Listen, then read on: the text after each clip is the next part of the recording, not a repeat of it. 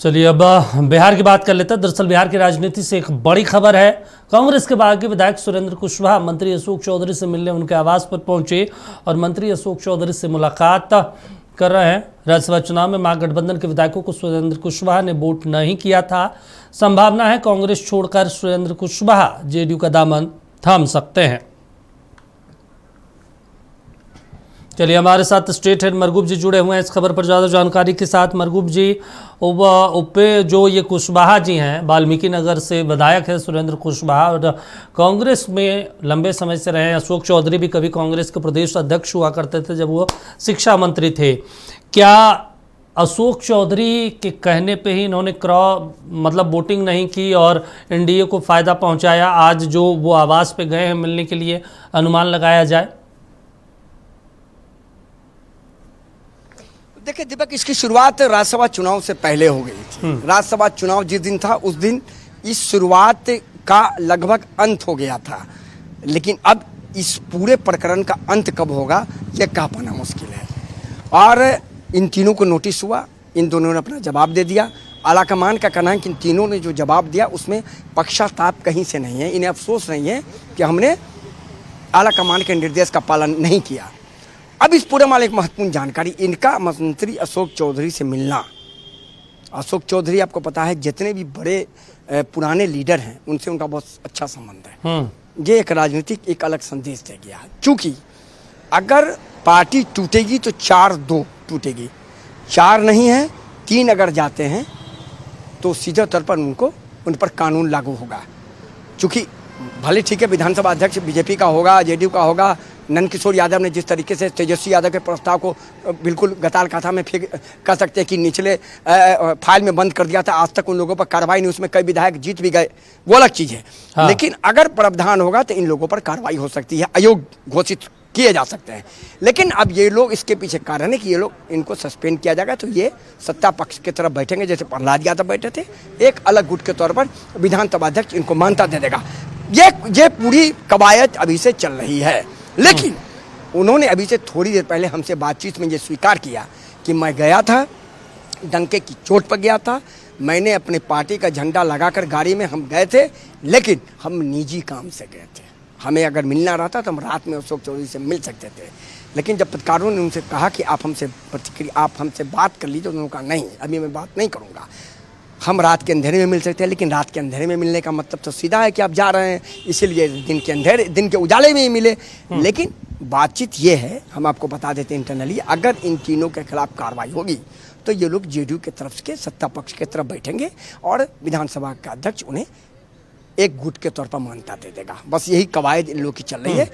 अशोक चौधरी से इनकी मुलाकात हुई है, लेकिन इन्होंने ये दावा जरूर किया कि हम अपने क्षेत्र के विकास के काम के लिए गए थे और अशोक चौधरी मेरा काम करेंगे। लेकिन उन्होंने ये भी कहा, ऑफ द रिकॉर्ड में ये भी कहा कि हम नीतीश कुमार के काम से बहुत खुश हैं, उन्होंने 20 साल में बिहार का बहुत विकास किया है।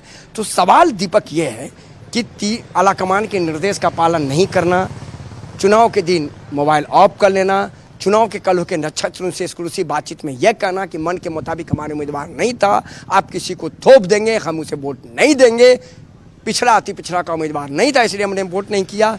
आलाकमान को जो जवाब दिया गया उस जवाब में कहीं कोई इनके पास आलाकमान का कहना है कि इन्होंने अफसोस जाहिर नहीं किया कि हमने आपके आदेश का पालन नहीं किया, इसीलिए इनके खिलाफ कार्रवाई तय मानी जा रही है।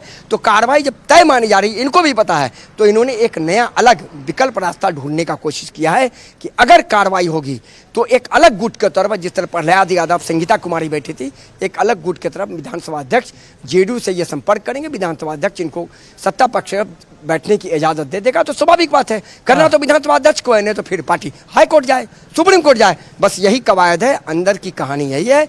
इसीलिए ये लोग अभी राह तलाश रहे हैं और एक ऐसी जगह तलाश रहे हैं जो सेफ भी हो, सत्ता के नजदीक भी हो और जिससे सत्ता का फायदा उठाया जा सके अपने क्षेत्र के विकास के लिए। बस यही मतलब है इस पूरे प्रकरण का मतलब यह। लेकिन यह जरूरी, इस पूरे प्रकरण में अगर इनके खिलाफ सस्पेंशन की कार्रवाई होगी तो यह मामला जहां मैं बता रहा हूं वहीं जाके रुकेगा और निश्चित तौर पर ये लोग अपना एक जगह ढूंढ करके भी रख रहे हैं। मनोज विश्वास, सुरेंद्र कुशवाहा और मनोहर प्रसाद सिंह तीनों ने मिल करके ये बड़ा फैसला लिया था कि हम अमृतधारी सिंह को वोट नहीं करेंगे। और तीनों की मिली भगत और तीनों ने स्पष्ट तौर पर कहीं न कहीं एक जमीन तैयार कर लिया है कि आने वाले दिनों में हमारा पॉलिटिक्स क्या हो पाएगा अगर कांग्रेस आलाकमान हमारे खिलाफ कार्रवाई करता है तो। दीपक, अच्छा, एक और महत्वपूर्ण चीज़ है मरगूब जी, ये भी कवायद है जिस तरीके से सीएम को लेकर चर्चा हो रही, हमने देखा जेडीयू की तरफ से नीतीश निशांत वाला पोस्टर आज जारी किया गया, ऑफिशियल नहीं जारी किया गया लेकिन अपने आईटी के द्वारा उन्होंने जारी करवाया, तमाम कार्यकर्ताओं ने लगाया।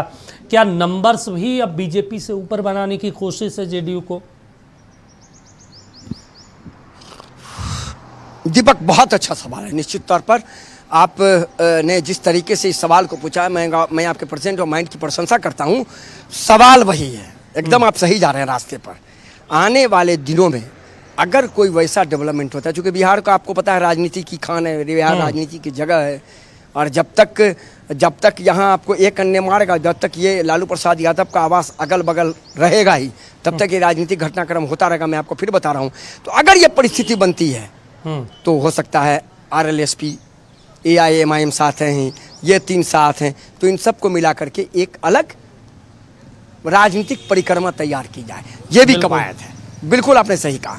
तो आगे देखिए दीपक जी, होता क्या है, लेकिन इन विधायकों ने अपनी जगह टटोली है और आने वाले दिनों में अगर कांग्रेस माफ करेंगे, अगर कांग्रेस आलाकमान इनके खिलाफ कार्रवाई करती है तो बस ये लोग उसी जगह पर जाएंगे जहां मैं बता रहा हूं, और उसी जगह को लेकर ये लोग सत्ता के करीब जाएंगे, सत्ता के साथ रहेंगे, सत्ता के हर चीज को सपोर्ट भी करेंगे और उससे अपने विकास के फायदा उठाने की कोशिश भी करेंगे। चलिए ठीक है मरगूब जी, तमाम जानकारी देने के लिए, बातचीत करने के लिए शुक्रिया आपका।